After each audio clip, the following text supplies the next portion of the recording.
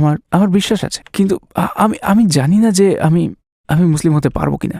আর উনি আমাকে বললেন, তুমি কি এটার ব্যাপারে বুঝতে পারছো?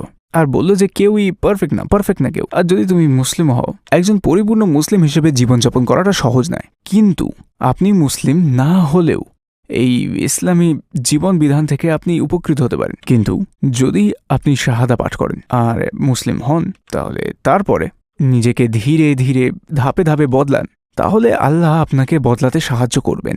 কারণ আল্লাহ সুবহানাহু ওয়া তাআলা আমাদের প্রভু, পরম করুণাময় ও ক্ষমাশীল, তিনি সর্বশ্রেষ্ঠ।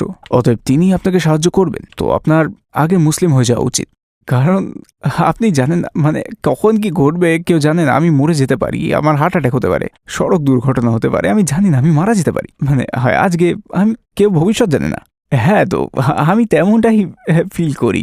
তো আমি ভাবলাম যে আমার আমার মুসলিম হয়ে যাওয়া উচিত।